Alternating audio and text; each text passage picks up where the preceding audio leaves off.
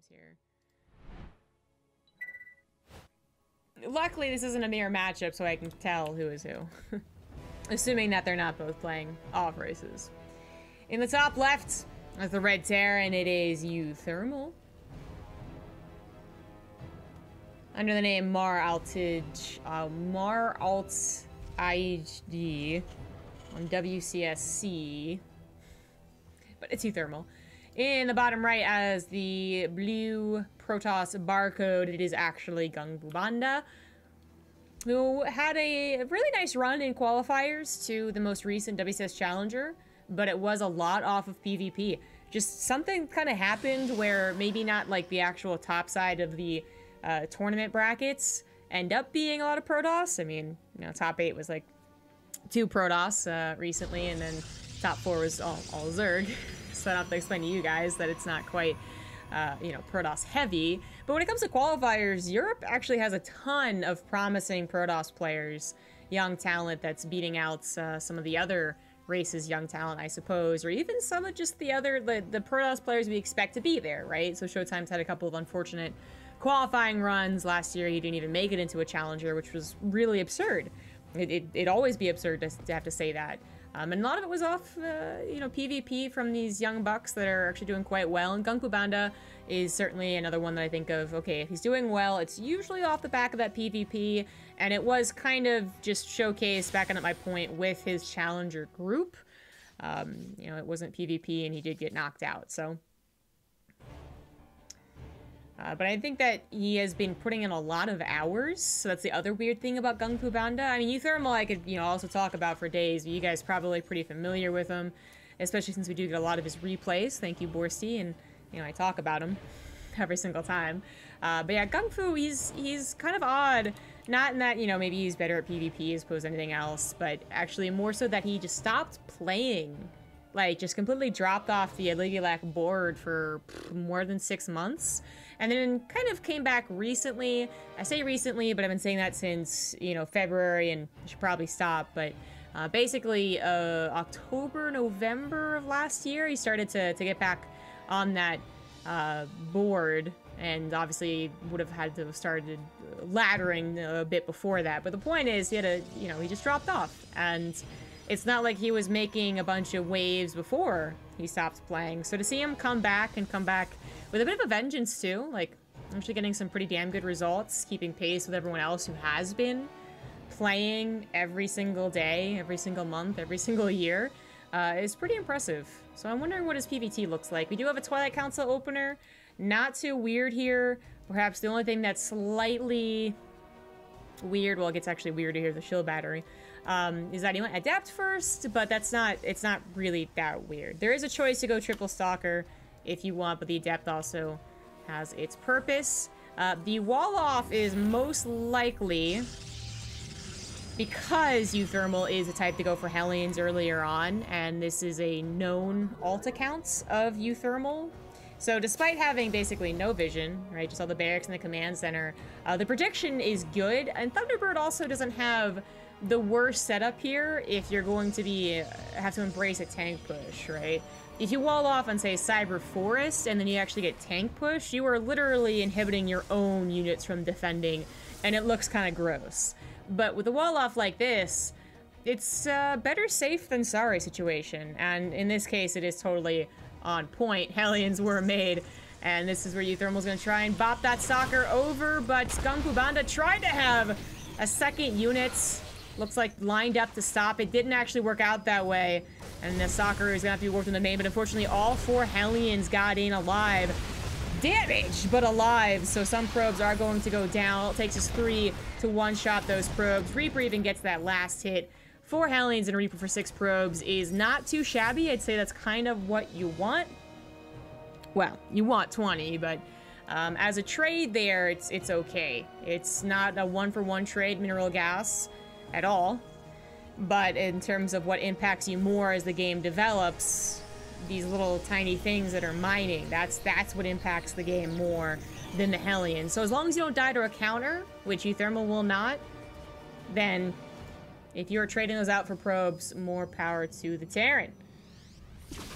By the way, after seeing this this highlight-worthy clip. Oh, Observer's about halfway done. I did get the opportunity to use my own Reaper Grenade to push Hellions through, and I felt like a boss.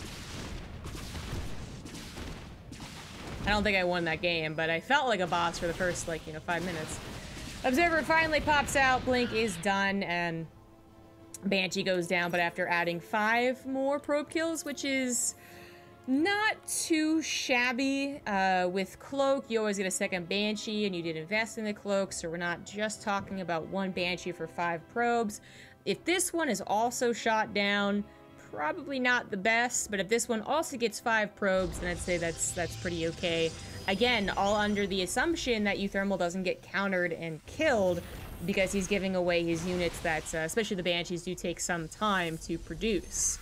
This is a barely saved Banshee, but clearly isn't going to be doing very much, so this is a failure in that regard against the direct use of the Banshees. But behind this, uThermal not just protecting himself with a tank and a handful of Marines, but also getting to that 3rd CC, is now going to cover the only space available into that high ground on Thunderbird. It's our go-to macro map at this point. Attempts to dislodge that Banshee hallucination doesn't really work on probes anymore, but it's always good to try. And uThermal has set himself into a very nice economic position. GungFu tried to get that 3rd base as soon as possible, but really didn't have the probes to saturate it. Constantly had to reproduce probes. It also warped in. Stalkers occasionally deal with harassment, and as such is only up 3 workers. That's he should have been already saturated, at least on the minerals, and instead is still kind of catching up here. This puts uThermal in an amazing position, and his army supply also still is even above his opponent. So that has something to do with the probes, of course, the slow start here for the Protoss, but it also has to do with the fact that Protoss is not just like making a ton of gateway units right now and about to bust uThermal's face. If that were the case, if GungFu had not gone for Robotics Bay here for Colossus, and not had to add on 3 extra gases, well, 2 actually, there he goes, getting the 3rd one now, then this army supply might be a very different situation, but it would be at the sacrifice of a potentially like later game. I think everyone at this point knows about that 3 gas mass charge lot doesn't blink stalker attack. Well, it does sacrifice something for the power it has in, like, what, the 8-9 minute mark. This is looking towards more the future, so I guess GungFu's plan right now is to just calm down, not take any more damage, and get to a sizable enough force to reach out towards that 4th base, and that's where things get complicated again for the Protoss. As it is right now, 3 bases, high ground here, probably not going to get broken. uThermal doesn't even try, but he is trying to take the map a little bit more. We do see that 2nd factory on the way. uThermal, a fan of tanks, that's for sure. Sometimes showing us triple factory, sometimes showing us just consistent double tank production. But especially recently, it feels like it's very rarely the swap off onto reactor for Widow Mines, which is what a lot of other Terrans would be doing. There's a player called But Always. Yeah, he's actually really good. Went to the C region and dominated. Finally, a Templar Archives on the way. We did have double upgrades already on the way to 2-2, but had to pick and choose where the Corona Boost is going to go down. Some light Stalker harassment, but now that a tank is finally set up here, that should not really be possible in the future.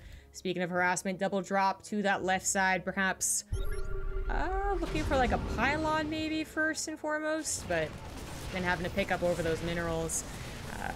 Some people will try and get kind of clever fourths by mining out these minerals nice and quick, so it's worth checking here. But yeah, most people are doing what GungFu is doing, and what most likely uThermal will do, even though he's built his command center over to the right side. He's now adding on a 3rd factory, adding on the tank upgrades. We have a Warp Prism on the way for GungFu, as well as that Warp Prism speed. And those earlier probe losses, the lack of economy for a Protoss is mattering less and less as time goes on.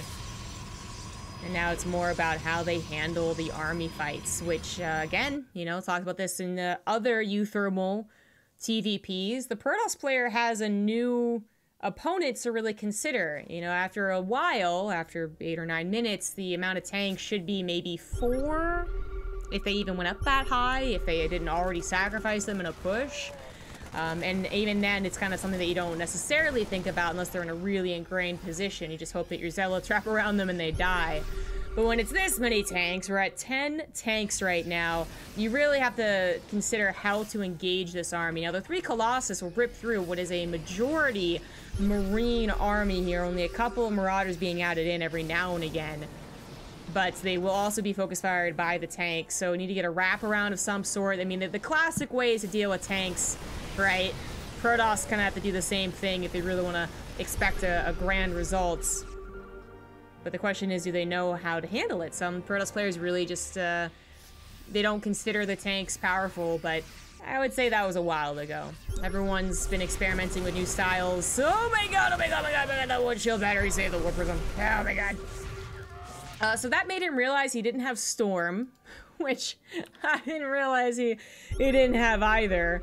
Now, uThermal, you're gonna have to just assume they have Storm. You know, the fact that the High Templar didn't storm his army was a little suspicious, but you can't assume they don't have Storm. That's how you die. So he's actually probably thinking, okay, I gotta be wary of getting stormed. But actually, he doesn't have to be. Anyways. Yeah, back attack would be a great way to help dislodge these tanks, but in the same way that you abuse this position in TVZ, TVT, we now have uThermal abusing it in TVP, perhaps even more emphasis on this style of play because we're on this map. Or he just likes the style, either one, but he's also going for some really strong macro behind this. 3CC, another armory actually, as he continues in his +2 tank upgrade. He has been known to include some Thors in his composition, so that'll also affect their attack, both ground and anti-air. uThermal is cleaning up pylons as he... Oh, whoopsie-daisy. Well, let's just ignore that that happened. He's cleaning up pylons as he finds them. This one manages to survive. I really like this decision by GungFu to abandon the Nexus. It's... You know, they haven't actually really fought in quite some time, so both of them have a nice bank. uThermal is bigger, and that makes sense. But you don't have to, if you can't dislodge someone convincingly, why take the fight? Then you lose your base and your army, and that's much worse. But, oh god, this is not going to be any better than going this way, that's for sure. Thank you, Afwaler, for the 10-month 3-sub.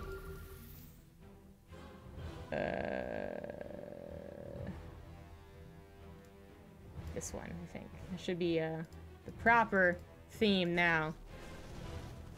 Drop or just run by actually going into the natural is responded to fairly quickly. A storm obviously really helping out. Stalkers are being obliterated by what is 3-3 bio.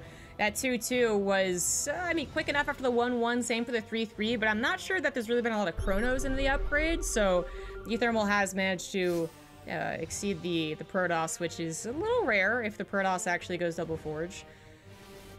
This Warp Prism's going to find the new base that is uThermal's 5th, but he's also looking to take a 6th and then add on a couple extra orbitals here. That is definitely annoying, but something that we also need to have GungFuBanda do, otherwise he would have just been choked in against those tanks and with a huge problem in front of him. But this obviously has already dislodged uThermal, and now he's running all over the place. He got that Warp Prism speed a long time ago. That is a legitimate second Warp Prism as well. First one's still low but alive. But as the DTs do very little damage, they mostly just keep uThermal's attention on it.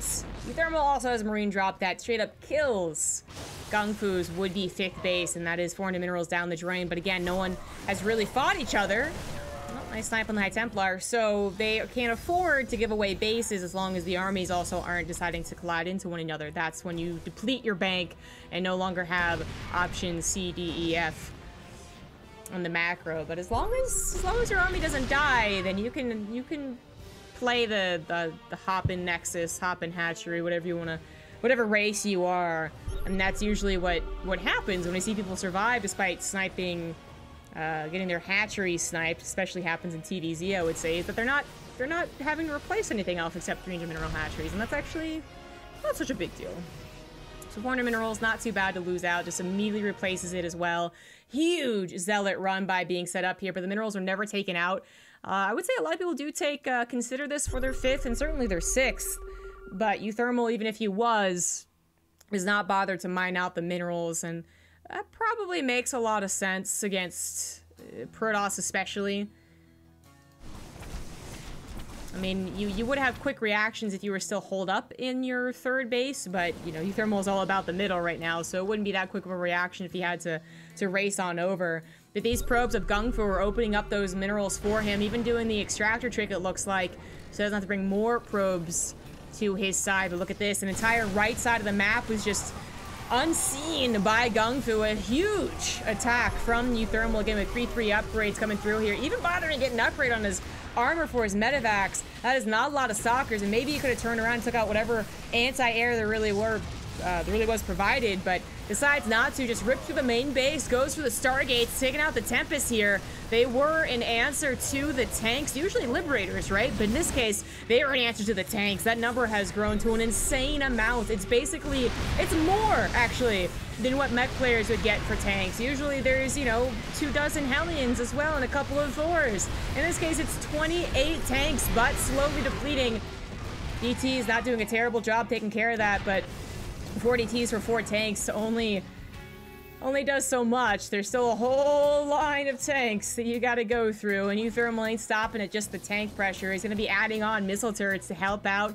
Colossus do definitely derp into missile turrets if they're trying to reach into the back lines of usually Bio, but in this case, into the tanks.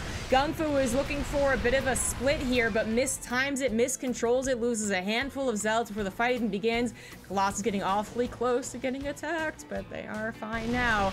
The Tempest would have been an amazing option to deal with this. There is no anti-air whatsoever, excluding 4 Marines, but instead, GungFu has to come out here with as best a concave as he can find. Actually, he finds a bunch of tanks on siege, coming from 3 different angles as well, and that is a hold right there, but don't let it fool you. Just because he's the one left over with the army doesn't mean that uThermal is completely out of army. He has been replacing it as it has died with his pretty damn good production. 5 factories, apparently, and a decent amount of barracks. Usually you have 3 starports instead of 5 factories, but this is how uThermal plays. Planetary is done, and we do not have, that's unfortunate, any of those upgrades, so he's going to just try and evacuate. Gonna lose, okay, so he cancels that one at least, but he's gonna lose a planetary. These bases would also be potentially lost if the tanks are already sieged up, and we once again have, well, a much tinier drop this time. It looks like the replacement Stargates were made as they were dying, as now we have 2 Tempests already out and about. They are gonna be able to start really chipping away at this tank defense. You know, for a long time, tanks will be able to stay at home and say, yeah, you can't break this, and that's fantastic for all the maneuvers that uThermal's been doing, but what happens as soon as those Tempests arrive and say, well, you have to move, or I'm just going to start taking away free units here. Good recall to save a couple of DTs and Zealots. Well, usually at that point, hopefully the Terran has already considered this option, is producing Vikings as well, but he never produced any extra starports, so he's got to hope that his Marines can jump underneath the Tempest somehow. Maybe even Thors could have been an option if he had considered it, but just thinking about replacing the ground army, hoping the snipe on the Tempest was good enough, combined with the tiny trades here and there, but it wasn't. They still have over 1,000 bank here in the minerals, and the gases is good enough, apparently, to get to that final destination, as it is for those Protoss players, the Tempests, and sometimes even carriers, even though they kind of suck right now. Even a +3, +2 shield armor is on the way, so uThermal may be underestimating the economy of GungFu, or just temporarily forgetting about the potential Tempests. He really needs to get some type of anti-air that's more dependable out here. This drop tries its very best to do something, but Archons do finalize, and the drop is going to find not enough to really be worth it, but at least it kept tabs somewhat on the army. Not really. The army's actually here. It's not a lot of charge lots at all. Decent number of stalkers prepared to potentially deal with, again, usually Vikings. But in this case, it is trying to add in those Thors. Now, Thors have that amazing anti-air. This is literally what they were made for when they were given that buff, was to help deal with carriers. Not necessarily Tempests, but certainly carriers. But they can also help against Tempests if they can actually get into a decent range. They do, I don't even know what they do, but like they 5-shot them or something. It's pretty quick. Tempests are not, they're not buff. but it's only one Thor, so... This would be much different if there were, you know, literally 5 Thors shooting at once and the Tempest's getting in range. Another world, another game, another player. We also maybe could have had a battlecruiser transition, but clearly that's not underway. Still no additional starports. Still no additional Thors either. But then again, uThermal is close to max. Looks like GungFu's getting rid of some of his miscellaneous units he doesn't need anymore, and finding a command center is not too bad. Big ball of bio, I thought was going to sacrifice itself, but I guess realizing it was so low it would not have been able to get the Nexus, tries to get the hell out of Dodge. uThermal has taken the high ground once again that exists, these very, very big plateaus on Thunderbird. But the high ground only means so much against the growing Air Force. Well, it's not really growing anymore, actually. And he is bothering to replace an Immortal, so maybe that was more of a misclick. Still, it got the command center. Barely any medevacs, just one, so that injured bio army is going to stay injured. It's all about the tanks once again. 24 tanks. Zealots coming in here, actually a bit of splash damage killing a tank, it looks like, but they were, oh, okay, it's going to be a full-on base trade. Alrighty then. uThermal's going to wish he got some upgrades on these planetaries, I would say. But, nope, they're going to go very, very quickly. Lots of damage being packed in here, and a couple of Immortals as well to really help tear down those buildings. Upgrades are even? I guess technically, yeah. I would say that's even-ish. They get different upgrades, so it's hard to say, but it's even-ish. uThermal is trying to get to that +3 armor as well, but again, it's... Well, okay, now he's building Thors, so it'll help the Thors a lot, but is that too late? So they're gonna have to be dealing with, looks like it'd be a Zealot warping. GungFu does have a lot of minerals, but he will start losing his production soon enough. In fact, he already has lost a lot of his production and is attempting to rebuild here. Gateways and Cybernetic Swords going down. The last couple of DTs before his Dark Shrine is found as uThermal, very appropriately realizing that it's going to be a base trade, finally goes after that Dark Shrine and has also split up his unit to take away as many buildings as possible. That was a very dangerous thing for him to do with a tank-based army. Tanks have to be siege to be helpful. They need to be together to actually be worth it. And if a recall had come down without him really realizing, that would have been a bunch of wasted supply, and he actually scans in time to see that last Nexus did in fact have energy. So he skedaddles with his tanks, but this is where those Thors he was trying to build were supposed to be coming in handy. Now it looks like he has canceled them, I guess. Yeah, he canceled. No, actually they all died. There it is. Thors on the front. So big waste of money right there. That is unfortunate, but he saved the production, so if he could get 5 Thors, then I'm back on the potential here. They will also shoot Colossus with their anti-air, so we learned that last time we saw uThermal's game. That's pretty cool. So they are more so thinking about the Tempests. The tanks can actually take care of the Colossus. And that's exactly what they're doing. They have created a line in the sand here, and it was dropped off by a war prison that maybe died, I guess. And it's tucked in the corner. They will die. No recall available quite yet, and probably not worth. Probably not worth. Woof. That base race over with. We do end up with a decent amount of structures left over for both players. Usually when it's a base race and you've killed more than 2 bases, it's a real base race. You're down to like last building scenarios, but not this game.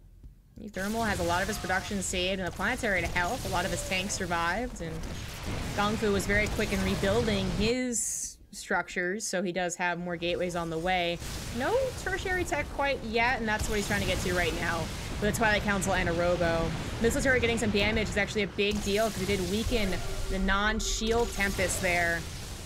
But these Tempests trying their best to be fancy, knowing there's not any Vikings, is not here to help out in the front lines. Those tanks rip apart the Colossus, but the charges from the Archon on the front lines really not doing so poorly, but the last Colossus gets blown to shreds.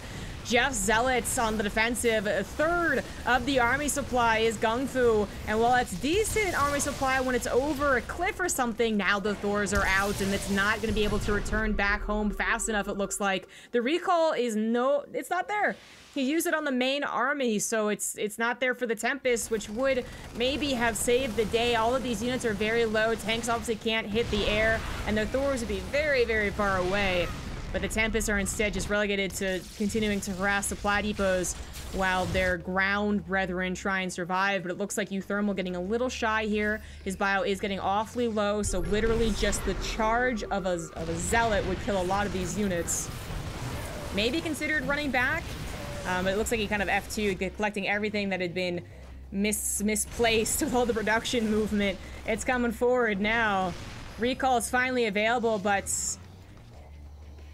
Wow, I guess he had lost Tempests. I thought he had four up there, but only recalling 2, and this third one is unfortunately just coming around town.